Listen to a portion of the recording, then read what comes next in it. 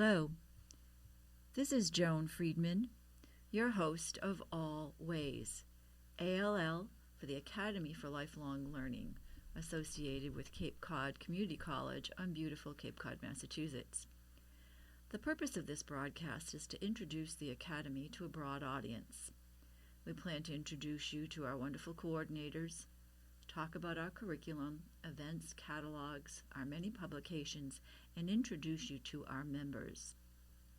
Cape Cod, being the beautiful natural resort area that it is, inspires many interesting people to live and to work here. And we like to think that our members are what makes us sparkle like pebbles on the beach. And today I have one of our members with us. This is Dr. Anton Yereniuk. Anton and I have been Zoom friends for 3 years. We met each other virtually when COVID started in a course called Global Futures by Dr. Tom Murphy. And we have stayed together as a group for 3 years. This is the first time I've met Anton face to face, so I can actually say I met my good friend for the first time today. Anton has a very compelling story to tell us. Anton's family is from Ukraine. His parents immigrated to the United States a generation ago, and part of his immediate family is still in Ukraine. The story that he has to tell us about Ukraine's past and Ukraine's present is heartbreaking and beautiful, and I'm so happy that he agreed to come and speak with me or be part of this podcast. Actually, his family's story is so compelling that this will be a 2-part series. This first podcast will cover the history of Ukraine to the recent Russian invasion on February 21st of 2022.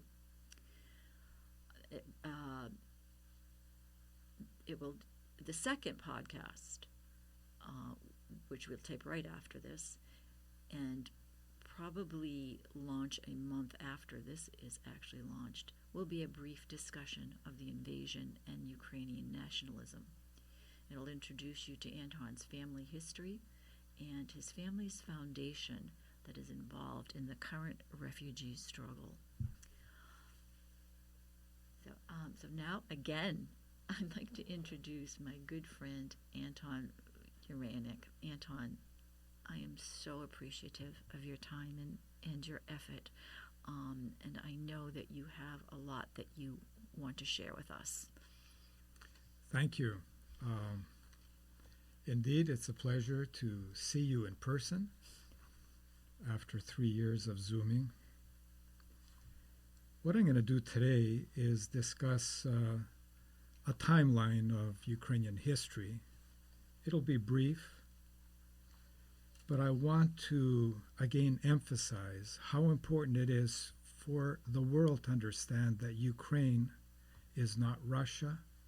Ukraine is an independent, sovereign nation with its own cultural history. So let's go back to 800 AD. Slavic people in what is now Eastern Europe got together in the area around Kiev called Rus. Moscow, interestingly, did not exist for centuries.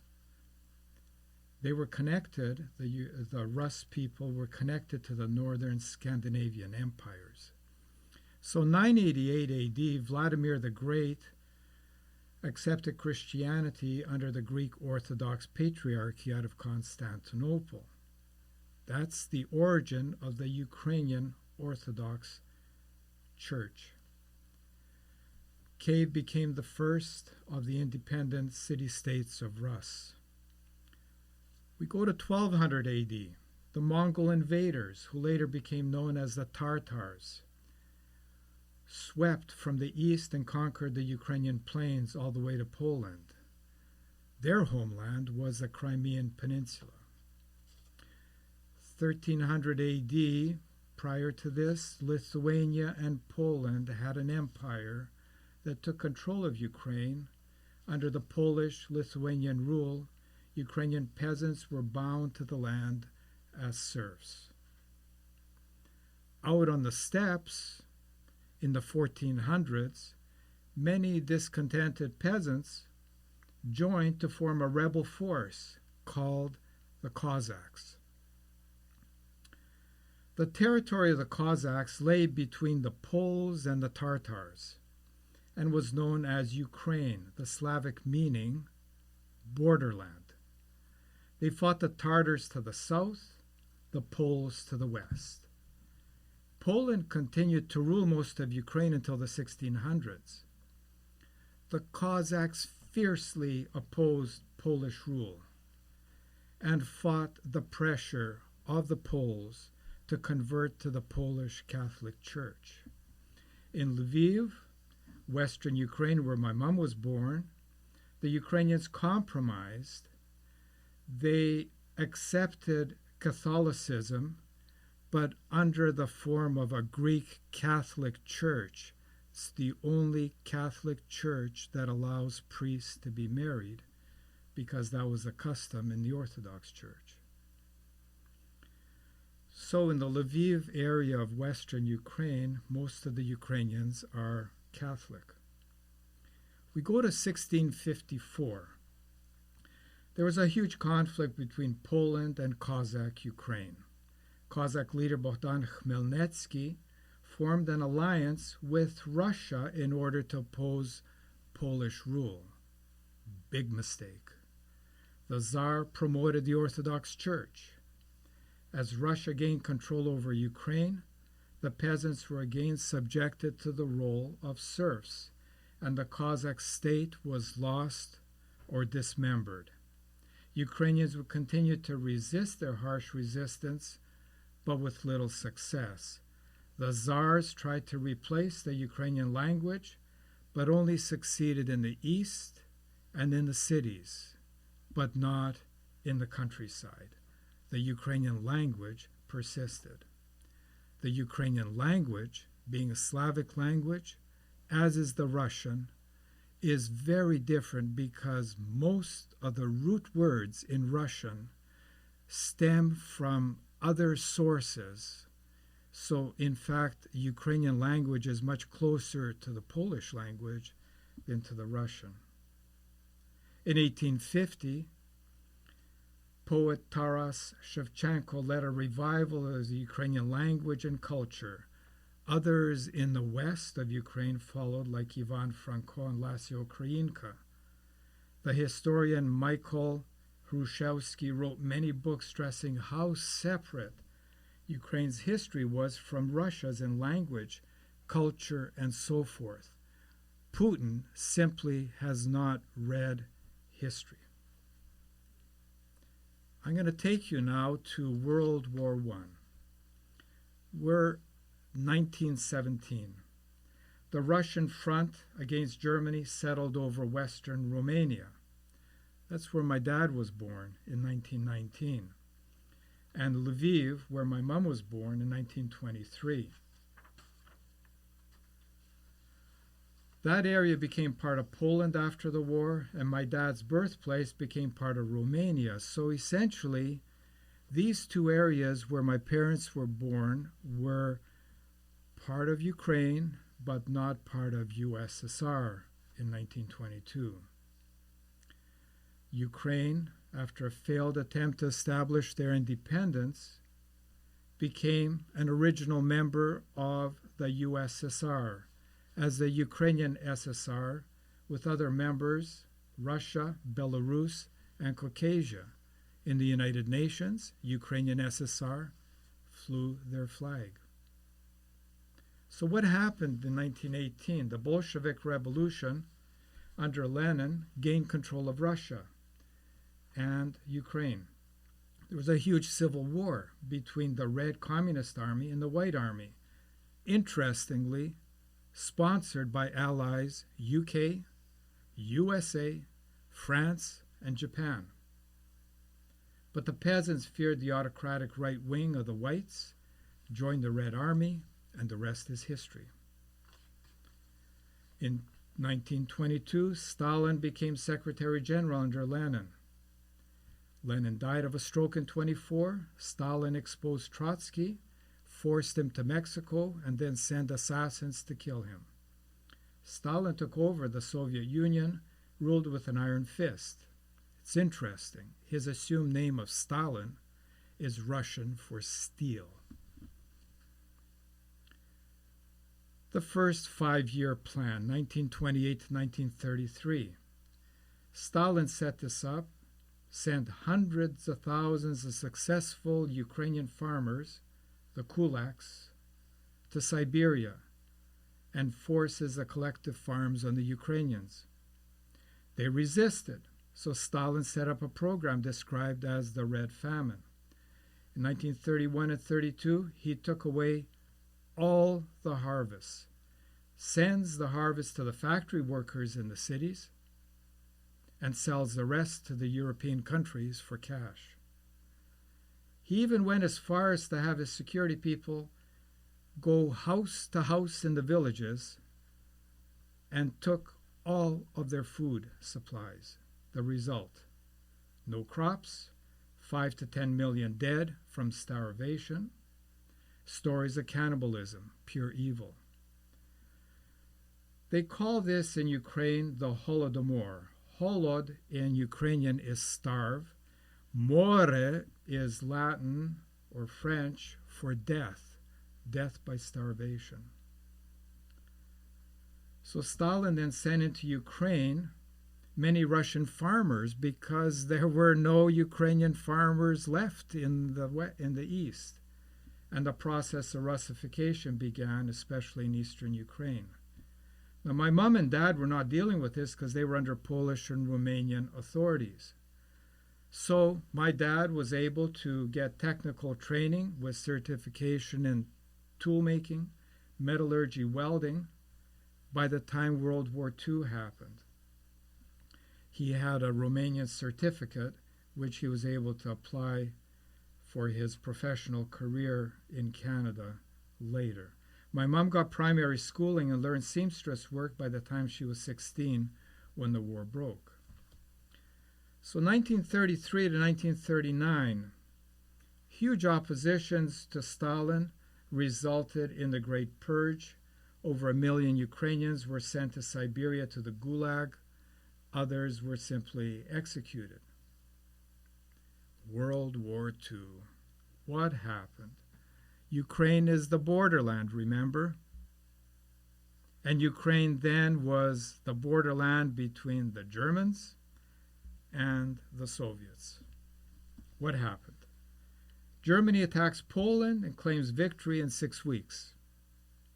Hitler sets up a non-aggression pact with Stalin. They divide Eastern Europe, and particularly Poland. Areas of Lviv, where my mom lived, and Romania, where my dad, now became officially part of the Soviet Union. The Soviets took over my grandfather's blacksmith shop, and they sent him and my dad to do menial janitorial work in one of their factories. Hitler decides to invade USSR, June 1941, and takes over Ukraine and is in Kiev with his army by December 1941. My dad had refused to fight for Stalin's army and joined the underground Ukrainian army under Melnik, and he trained there until the spring of 1942. These Ukrainians at first thought the Germans would be liberators from communist Stalin regime. My dad and others were to meet with Göring, the underground warriors, in Kiev to set up the association. Hitler had other ideas about Ukrainians. Germans reneged on giving Ukrainians associate status like they had with Romania and Hungary, and 20,000 Ukrainian underground soldiers who met in Kiev were sacrificed at Baba Yar in Kiev that spring, along with 50 or 60,000 Ukrainian Jews. Somehow, my dad and his friend learned of this betrayal, and they escaped with his friend only to be caught by German sentries. My dad had thrown all his Ukrainian citizenship papers away, claimed he was Romanian. He had his Romanian certificate of technical school, and so the sentry sent him and his buddy to undergo court-martial procedures in Lviv. But when they got to that train station, he and his buddy got the sergeant-at-arms drunk. They escaped into Lviv. They signed up to be students at the Lviv Polytechnical University in the summer of 1942, run by members of the Ukrainian underground. But in 1943, Hitler needed slave labor, and all Ukrainian men and women were sent to slave camps. My dad claimed his Romanian citizenship, and so he was sent as a skilled steelworker to the Krupp Steelworks in Essen, Germany, to help in the war machine. At least he was able to have 2 square meals a day. My mom was sent to a labor camp, but she and her friend escaped at the train station in Vienna. They were picked up by a Nazi engineer who needed domestic help, and she became a young governess, childcare, sewing, and cooking. Eventually, the war comes to an end. My parents ended up in Western Austria, in Salzburg. Sound, the music city, was under control, thank God, of the Americans. My parents lived in this refugee camp for 3 years before they got sponsored to go to Canada. The rest is history. Now, even then, the Russians did not stop attempting to repatriate Ukrainians from these refugee camps. However, unlike the British, who allowed these Ukrainians to get repatriated, the Americans already were suspicious of the motives of the communists and refused to cooperate. In fact, they would tell my dad, go to the forest, the sentries are coming, we will blow the whistle, and you can come out, you'll be safe. And so the refugees were able to learn English prior to their sponsorship. It was interesting that the priest that married my parents in Salzburg immigrated to Canada, and then he set up a sponsorship to allow my parents to get their visas to immigrate to Canada. So I have no contact ever with any of my uncles, aunts, or my grandparents. My dad left behind 4 sisters. A brother happened to immigrate to Canada, and my mom left behind 6 siblings. I have over 20 cousins alive in Western Ukraine, along with an untold number of nieces and nephews. 6 nephews have gone into the army to fight the Russians. All males 18 to 60 in Ukraine have to stay in the country to support the war. My only relative that I ever knew was my dad's younger brother, who amazingly bought a house just a mile away from my home, so we had that family togetherness. In 1953, Stalin dies of a stroke, and in 1956, Khrushchev assumes control. He's much less brutal, but the regime keeps Ukraine a closed society. Khrushchev gifted the Crimean Peninsula to the Ukrainian SSR at this time. That's the history of Crimea from the Tatars to 1956. Brezhnev is not much better, and then we get to 1991, and Gorbachev regime and glasnost ends. The USSR, Ukraine gets established as an independent country, along with all the other members of the Soviet Union in 1991. And then there's a key moment on December 5th, 1994, called the Budapest Memorandum. Ukraine had many nuclear weapons. United Kingdom, United States, Russia, and Ukraine signed on this memorandum. This is why the UK and the USA have a moral duty in protecting Ukraine. These four countries recognized Ukraine's independence and the existing borders, and Ukraine would therefore destroy their nuclear arsenal. United States and the UK would ensure protection of Ukraine's geographic integrity and sovereignty. I guess Putin hasn't read that memorandum. 10 years later, there's the Orange Revolution, November 2004. In this election, a Russian-sponsored politician won, quote-unquote, the election. Mr. Yanukovych was very much a Putinite.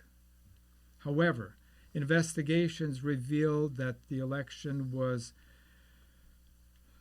full of stuffed ballot boxes. The election was deemed fraudulent. A new election was ordered. And this is where my brothers, Emil and Roman, became international monitors of the election process in Ukraine, along with other Canadian and Europeans. The victor was Mr. Yushchenko, who, as you might have recalled, was poisoned during the campaign but survived. He was permanently disfigured in his face from the poisoning, another technique of Putin's regime.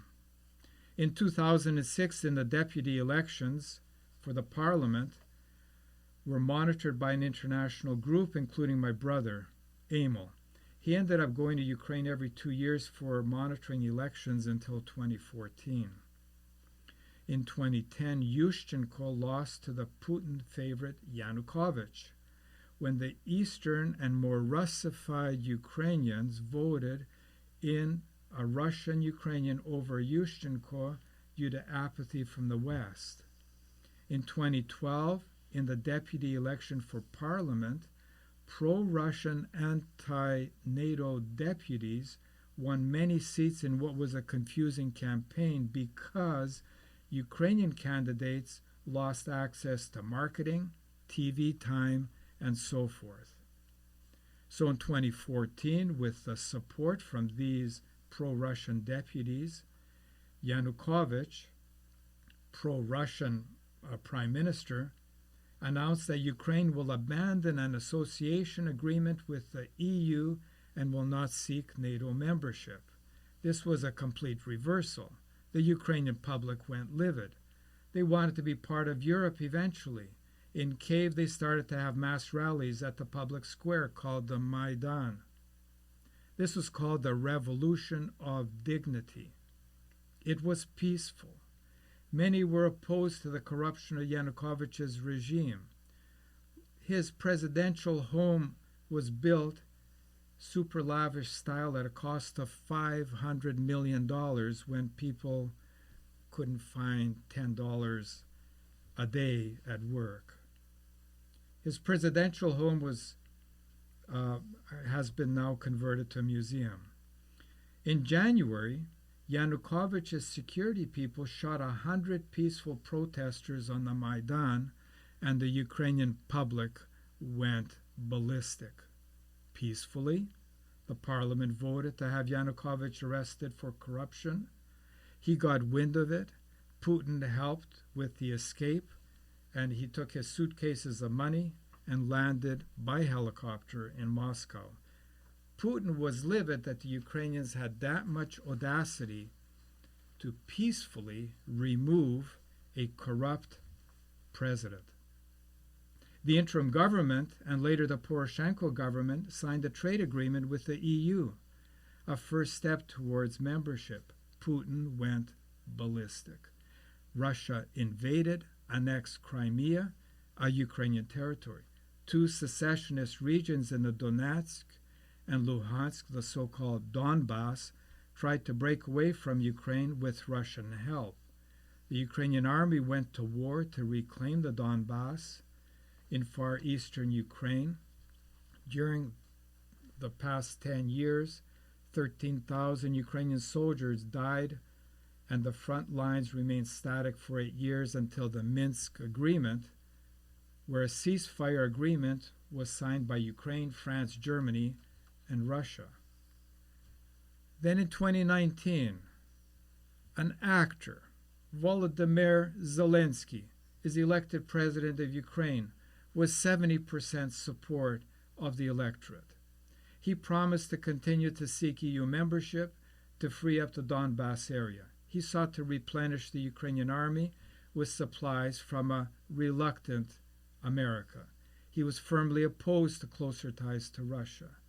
Putin called the Zelensky government a ruling, crime-riddled Nazi regime, despite the fact that Mr. Zelensky and his family is Jewish and family members had died in the Holocaust. 2021 to 2022, Putin wanted to stop Ukraine's drift towards the EU and NATO. He demanded security guarantees that included Ukraine never joining NATO, and Putin demanded that NATO pull back troops that were stationed in countries adjoining Ukraine. And then, to the world's horror, on February the 24th, 2022, Putin's Russia invades and attacks Ukraine in an unprovoked war to destroy Ukraine. I have to say that my dad, who passed away on January 16th, 2010, is crying in his grave. It is so sad. And at our next session, we will continue this discussion, including a long discussion on modern Ukrainian nationalism and what my brothers have set up as a foundation to help with the refugees. Anton, Yes. you have so much information. It's just incredible and beautiful and sad. As Anton has stated, we will be having a second podcast to follow this. That's going to get into the issues of current Ukraine, and also his two brothers, or one brother, that has a foundation that's being run out of Canada to help refugees, women and children, because the men are still having to stay behind and fight there. And Anton will tell you about the many families that they have been able to bring into Canada, find housing and work and education for, and that effort still goes on. Just a couple of questions, Anton. All the while that that I was growing up, Eastern Europe was so distant, really behind a very dark curtain, and I remember always calling Ukraine the Ukraine. We didn't call it Ukraine; we called it the Ukraine. And when you talked about Ukraine being borderland, that was the word for borderland. That made sense. Is that it was the borderland. Yes. And just recently with the invasion, I have heard Ukrainians just putting their foot down and say, "We are not the Ukraine. Correct. We are Ukraine. We are a sovereign nation." Yes. But in the history of that, seemed like it was a breadbasket where where they grew the wheat for the for the rest of the USSR, and to to our very good fortune and the very good fortune of Ukraine and the Ukrainian people, saw a young actor president stand up to tanks and bombs and everything else and said, this is our country. This is our country. But we're going to get into more of that in our next podcast, along with Anton's Family's Foundation. But right now, I want to say thank you to our members and the member of the broader public who have listened to this podcast, and make sure that you turn into our second one to find out more about the Academy for Lifelong Learning, and to also listen to the story of Anton's family. We'd love to have you contact us at capecodall.org, and please get on our mailing list.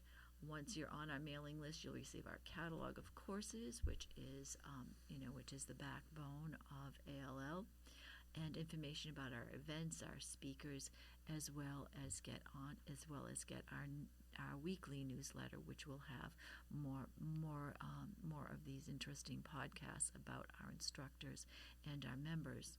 We'd love to have you sign up for our courses. We're also looking for new coordinators to add to our rich curriculum. We have many openings for volunteers on many boards, including helping us here at the broadcast studio. There's plenty of work to do in keeping what I call a mini college going with a volunteer staff. Remember to like us on Facebook, and also to find us on YouTube, where you will find our podcasts and our broadcasts. If anybody would like to contribute to Anton's Brothers Foundation, I'm going to ask that you contact me or send a contribution to me, Joan Friedman, at the Academy of Lifelong Learning, at 2240 Iono Road in West Barnstable, Mass. And if you send anything to me, I will make sure that Anton receives it, and we can forward that on to his brother. So again, Anton and I would like to thank you for listening, and remember again to contact us at capecodall.org.